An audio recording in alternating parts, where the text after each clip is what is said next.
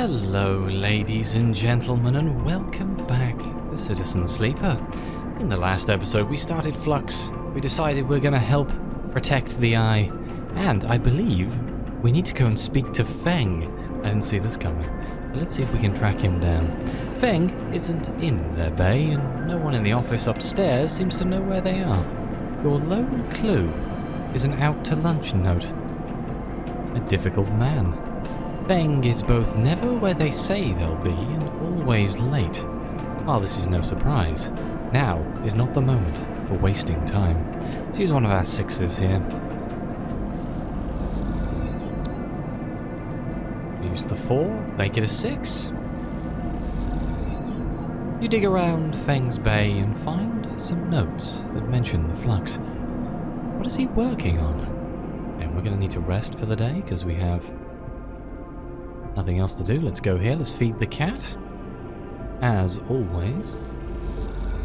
And end the cycle. Ah, look, terminal flux. We have a big cycle clock on our resting. That's not good. Okay, we got some good dice. Ah, I forgot to repair myself. Damned blast. That's mildly annoying, isn't it? Let's repair twice. That should give me full dice. Okay. Feng, Feng, Feng, where are you, my friend? Let's use the 5. Make it a 6.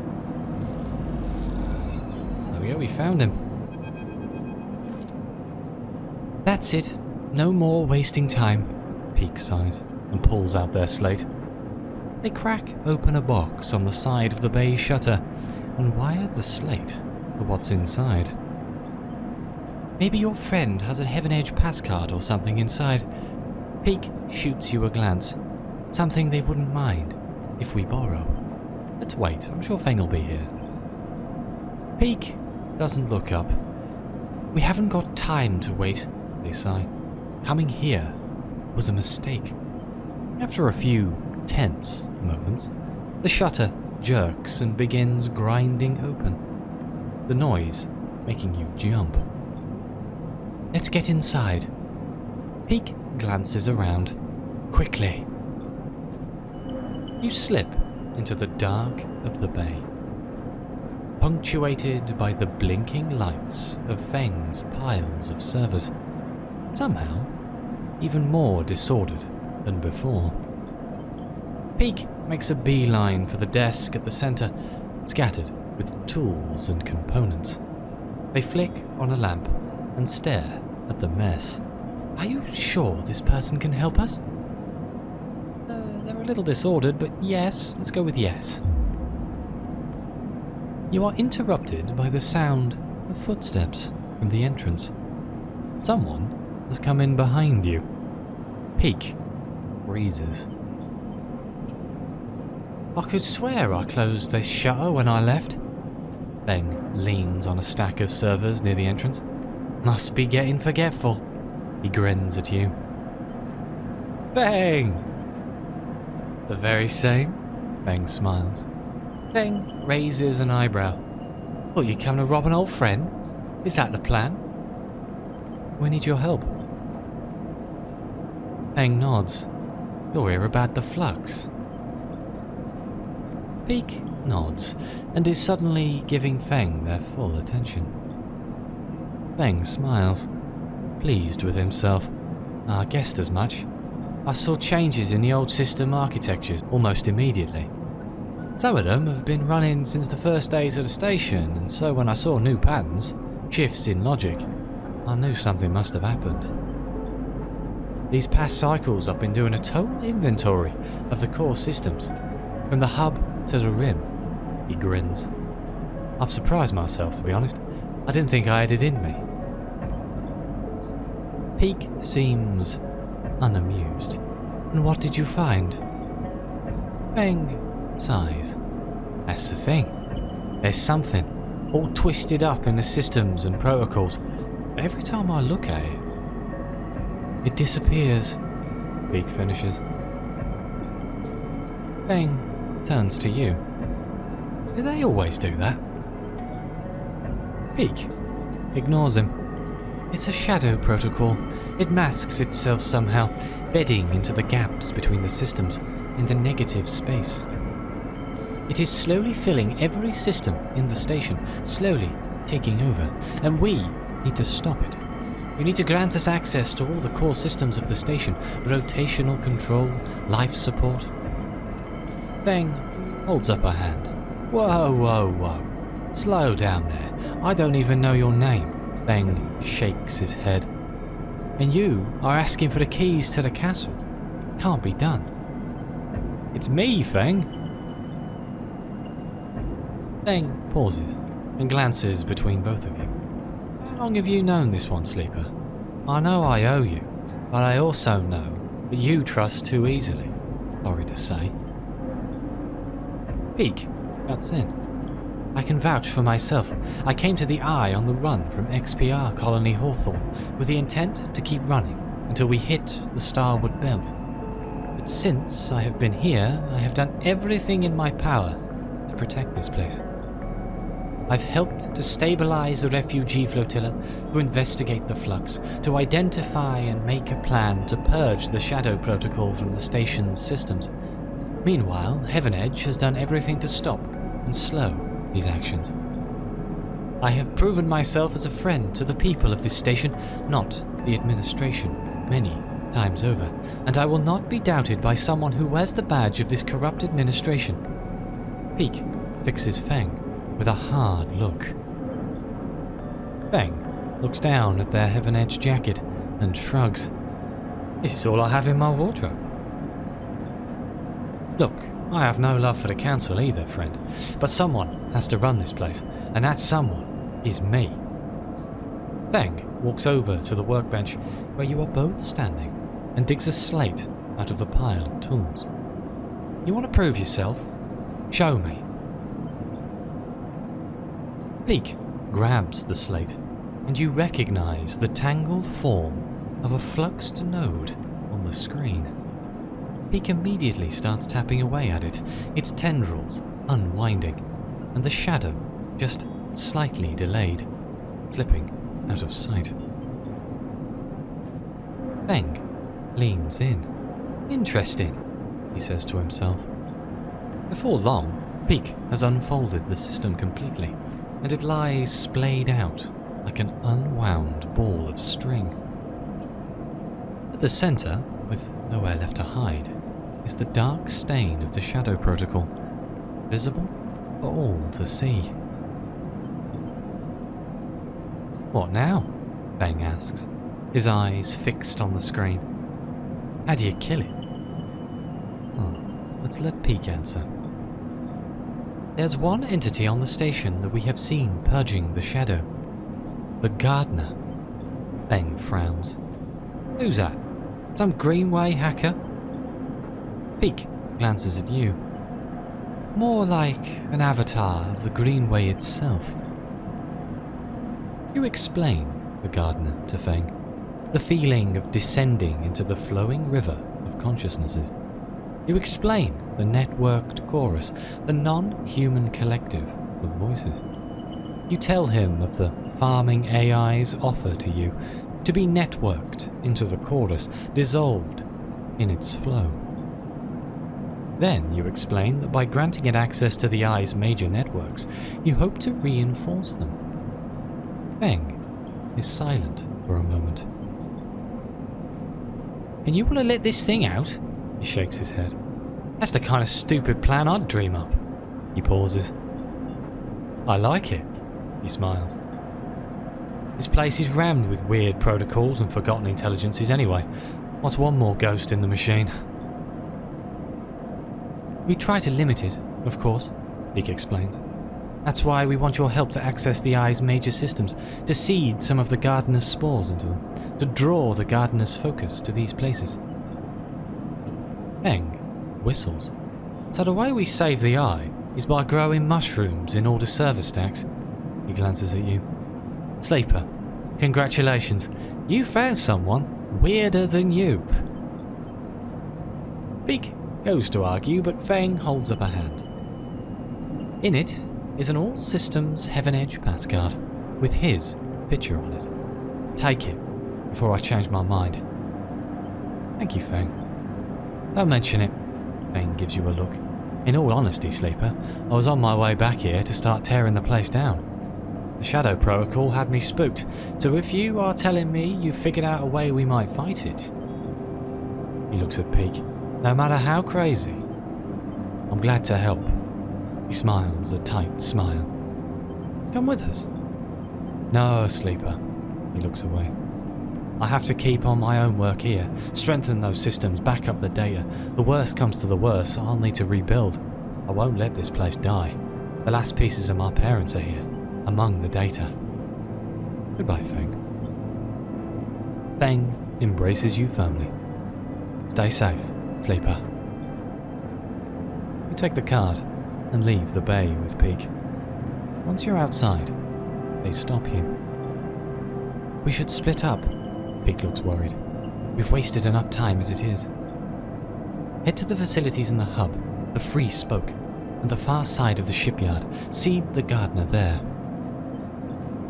I'm going to find the core control center. That's somewhere on the rim. They hold up their slate.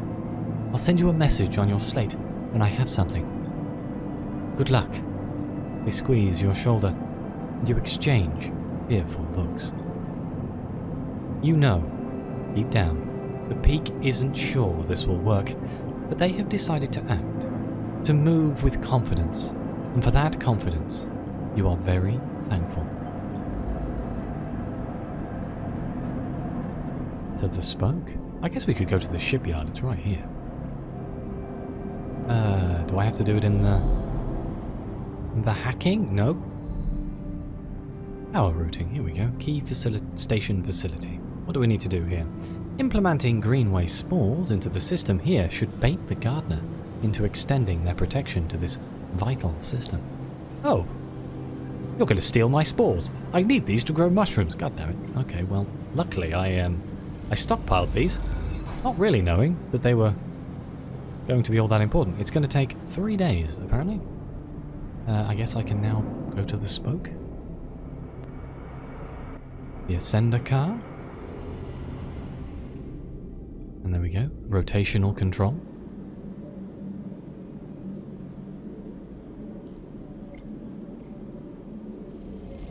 What's the third one?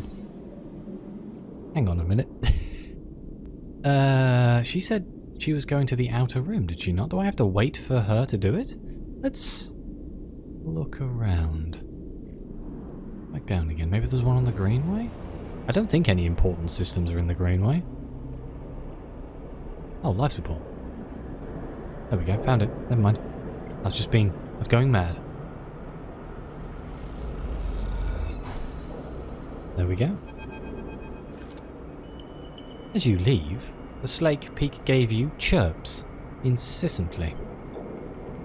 You check and see a message. Found a possible entry to the core facility in the low end. Meet me here. ASAP. Peak. A blinking marker gives their position, as on the free spoke side of the main block. Better head toward the low end. Let's go speak to Peak. You arrive at the coordinates given by Peak's slate. A run-down but active corner of the low end, where a short, grass-roofed alley turns off from one of the main thoroughfares.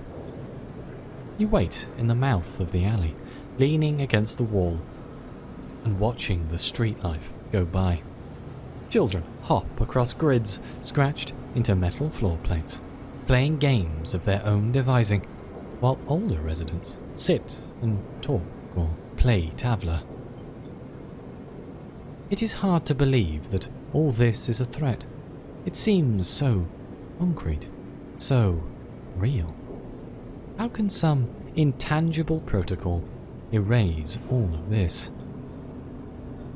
As you are watching, a voice calls to you from one of the tavla tables set up along the way. You move a little closer and recognize the sitting player immediately. Caster sits, tavla pieces and board ready in front of him, smiling at you. Sleeper, my partner has not yet arrived for our usual game. Come, please, take her place. He beckons you over, standing and nudging you to sit down with him. A rematch is in order. You owe me a game. Almost immediately, Castor begins the game. Everyone on the Eye knows how to play Tavla. The methodical movement of the counters across their triangular points, a ready fit for the rhythm of life on the ramshackle space station. Most games begin in the same way, with each player moving with independence, focused only on achieving their optimal early game setup. But there is a moment in each game where it becomes necessary to notice the other player, to anticipate the crossing of the counters across the board, a point of contact, when routine becomes negotiation and negotiation becomes conflict. As this moment arrives, this subtle shift in the texture of the interaction, Castor begins to speak. I find myself surprised by you continually, Sleeper. He looks over his glasses at you. The way you conduct yourself, for example, suggests an anxious refrain, a defensive, protective quality. But in your Tavla game, he pauses to move a counter, I see only risk. What are you talking about, Castor? Risk, Sleeper. I'm talking about risk. Risk is of course necessary to play, Tavla. To move a piece is to expose it, but it should be done with calculation, with proper analysis. Then, if the piece is taken, Castor moves the counter, taking one of yours with a practiced swap, placing it beside the board. It is already accounted for. But you move forward with abandon, as if the risk was just a secondary effect of action, a consequence, not its primary guide. He gestures for you to take your turn. A cause. I play my way. He smiles. Indeed, indeed. That is all I seek. You move your piece. This locks you into being reactive, if you don't mind me saying so. You are responding, which means you are being led. He leans back to consider the board. This place, it mirrors you, Sleeper. It is also reactive. It was born from a crisis, the collapse of Solheim. And ever since, it has been reacting without any central guiding principle. No analysis, no calculation. Just look at our refugee crisis, for example. It is all reaction, all risk-taking, and little risk calculation. At first, I found the chaos enlivening, especially when trying to track its outcomes. But now, I find it exhausting. He laughs.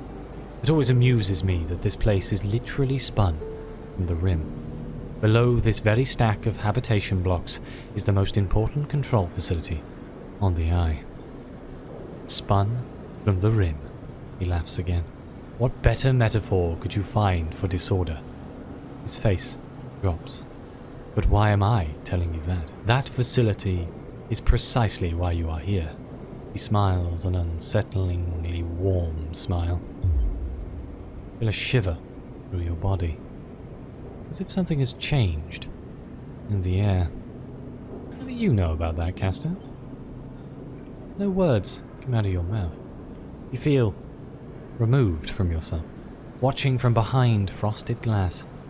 Your eyes dart side to side. Inertia sets in. Castor is still smiling. The risk you are planning to take here, Sleeper, is not yours to take. Castor's tone is unshifted. He speaks as if this is still some casual conversation between passing acquaintances. You are leaping towards a chaotic outcome with no respect for the risk. You see, calculating outcomes, that's my specialty. That's why I am here. I was hired as a conduit for risk, as a collector of data that might pertain to its arrival. He removes his glasses to clean them, and you see something flicker across their surface, a shimmering stream of characters. This system, this station, is already theirs. Solheim's collapse meant a corporate fire sale. Assets changed hands. My employers, Senate bought out the entire system, and for the past decades have been its one valid owner. Polishes his glasses diligently. But to possess this system, the H1 system, he pauses, Helion, to you, well, that is a matter of risk. Of how much force, how much cost, how much conflict a clearance would take. He replaces his glasses. That risk must be calculated against the favourable outcome. In short, how much is this place worth to us? For a long time, the answer was nothing. H1 could offer nothing that would warrant the risk. But the markets change, the demands shift, and Senate we analyze, we follow, we respond. Puts his glasses back on his face. H1 is about to become the most important system in this part of the galaxy. He glances around. The lone KAN channel operating within range of 7 or so newly surveyed, resource-rich systems. The frontier town that feeds the gold rush, so to speak. So here we are, re-evaluating the risk, reclaiming our property, starting up the KAN channel and clearing the way for what comes next. He sits back, looking at the board. He gestures. Your move. Wait, so Senate is causing the flux? You managed to force out the words. Castor looks a little surprised. Senate is acting to reclaim their property from illegal occupation, to re-establish H1 as a foremost colony of the surrogacy program. Of course, I do not need to explain myself to you, but in the role as an analyst, in my calculations, I see great promise in you, in your ability to enter systems, to shift them to your will. Not every sleeper has this capacity. I assume you know that. He smiles. It truly is a wonderful happenstance of Essen Arp's technology. I imagine even they are not fully aware of it.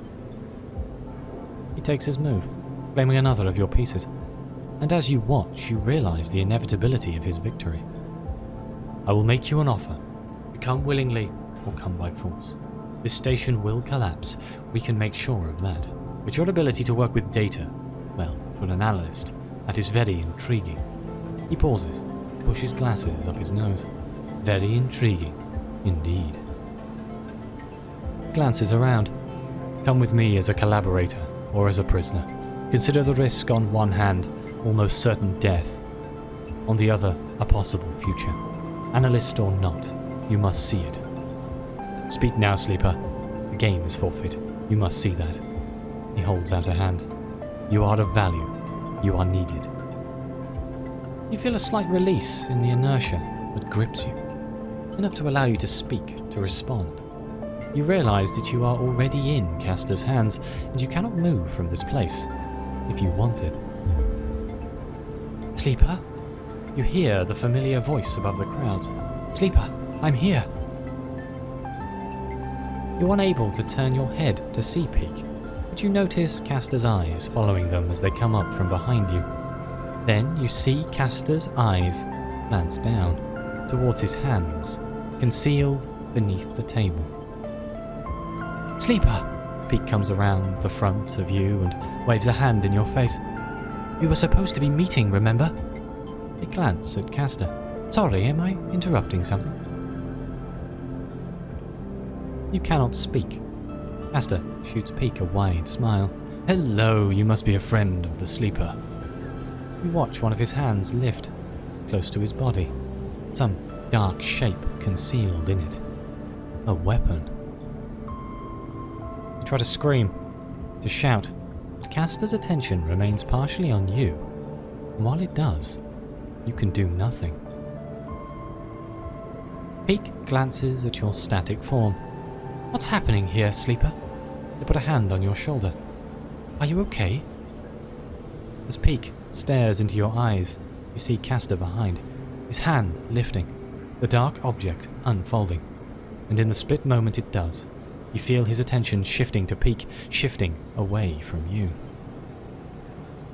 As you do, you feel the inertia lifting, and you know this is the only moment you will have to act.